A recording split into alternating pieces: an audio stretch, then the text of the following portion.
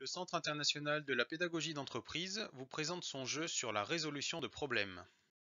Ce jeu existe en deux versions, présentielle et distancielle. Cette vidéo présente la version distancielle. Puissance 7 est une mise en situation. Les participants sont répartis en équipes et prennent le rôle d'un groupe de résolution de problèmes.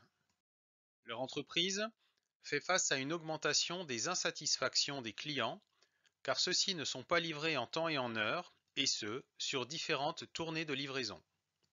Les équipes vont ainsi dérouler les 14 étapes de la méthode de résolution de problèmes et pratiquer les outils pertinents. Elles doivent, à la fin de chaque phase, restituer le travail effectué, comme si elles présentaient à une instance de décision. Les objectifs pédagogiques du jeu figurent ici, mettez sur pause pour les lire. L'animateur doit être en relation avec l'ensemble des participants. Ceux-ci sont répartis en équipes et on peut constituer autant d'équipes qu'on le souhaite. Chaque équipe doit pouvoir travailler sans être entendue des autres équipes. L'animateur peut collaborer avec chacune des équipes. Les logiciels nécessaires sont une connexion à distance, Excel et PowerPoint. Le scénario démarre par l'importance de traiter les problèmes en entreprise. Notons que toutes les diapos sont modifiables par l'animateur. L'animateur présente ensuite la méthode de résolution de problèmes, ainsi que les outils qui seront utilisés pour résoudre le problème. Enfin, l'animateur explique que le déroulement de chaque étape se fera en 4 temps.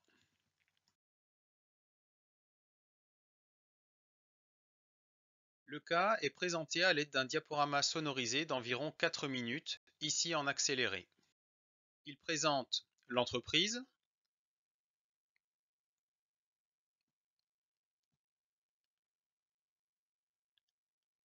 le problème rencontré,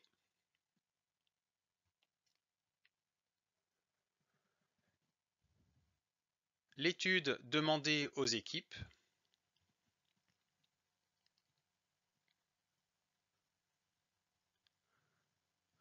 et enfin le processus de livraison de Distrimax.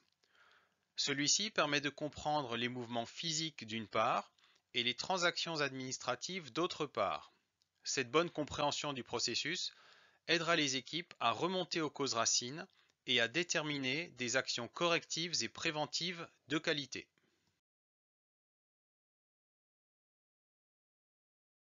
À titre d'exemple, voici le déroulement de la première étape.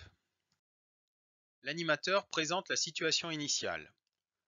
Pour l'ensemble des diapos, l'animateur doit toujours faire participer son public en l'interrogeant et en créant un maximum d'échanges. Il se met d'accord avec les équipes sur l'objectif à atteindre. Il interroge les participants sur l'outil à utiliser pour cette première étape de définition de la situation de départ. Chaque participant envoie à l'animateur sa réponse par message. Cela présente le double intérêt de maintenir l'attention des participants et de valider leur degré de compréhension. Cette phase d'échange permet également de bien comprendre la légitimité de l'outil concerné. Puis, l'animateur envoie à chaque équipe l'outil, ici mis en forme dans une diapo PowerPoint, afin qu'elle travaille dessus. Un temps est alloué pour réaliser l'exercice en sous-commission. Les équipes en sous-commission remplissent leur QQOQCP. Pour la majorité des étapes, nous proposons 2 trames pour un même outil. Dans l'exemple du QQOQCP, en fonction du niveau des participants et de ses objectifs pédagogiques, l'animateur envoie aux équipes soit le fichier de gauche qui constitue une trame totalement vierge, soit le fichier de droite qui comporte des questions et qui aide un groupe plus novice. L'animateur se doit d'être présent auprès des équipes afin de les aider le cas échéant. Une fois l'outil utilisé et de retour en plénière, l'animateur demande à une ou plusieurs équipes de montrer leur travail. Puis il peut présenter une correction que nous proposons. Les autres étapes se déroulent selon le même schéma. L'important est de montrer aux participants la logique, la robustesse et la rigueur de la méthode. Pour l'étape numéro 2, des informations sont données concernant les incidents de livraison, par type d'incident, par tournée et par semaine. Les équipes découvrent alors le besoin de faire appel à une feuille de relevé. Cette dernière est fournie dans une feuille de calcul Excel. Soit la trame est donnée vide, soit elle est partiellement renseignée et il reste à saisir les valeurs. Pour l'étape numéro 5 de recherche de toutes les causes possibles, des post-it sont préparés dans une diapo PowerPoint et chaque participant dispose d'un temps individuel de réaction de ses propres post-it, temps se déroulant avec micro et caméra coupée. Puis une mise en commun est réalisée. De cette manière, nous sommes le plus proche possible d'un brainstorming en présentiel conduit dans les règles de l'art. Pour l'étape numéro 6 de classement des post-it, il suffit de les placer sur la branche correspondante. Pour l'étape numéro 9, qui consiste à définir les critères d'évaluation, une matrice est utilisée. À nouveau, en fonction du public, l'animateur peut soit donner une matrice vierge, soit donner une matrice pré-remplie dans laquelle chaque équipe réalisera son vote. Pour chacune des étapes, l'animateur dispose d'éléments de correction, comme ici pour les critères d'évaluation. Des fiches d'information sont communiquées aux équipes tout au long de leur avancement dans la résolution du problème, telles que le coût de traitement des anomalies permettant de faire un Pareto pondéré par les coûts de traitement, le plan des tournées, l'état des camions, ou encore la lettre du management qui va aider à définir les critères d'évaluation des solutions.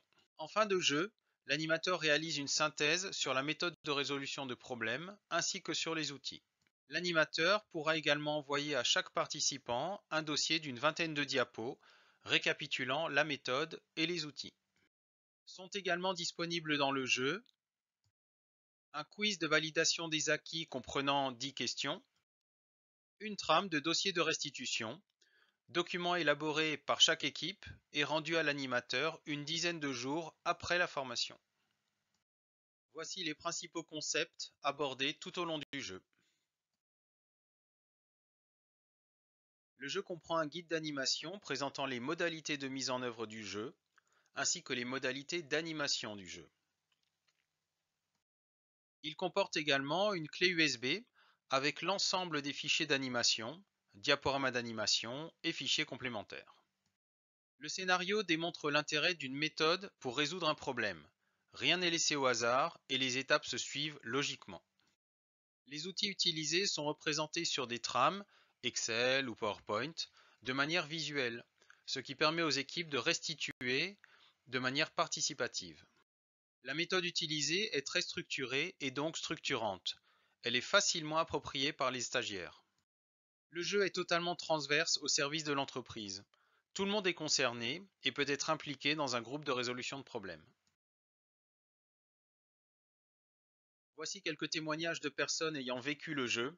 Mettez sur pause pour en prendre connaissance. Nous sommes à votre écoute pour répondre à vos demandes et pour vous présenter le jeu en détail. N'hésitez pas à nous contacter. Merci de votre attention.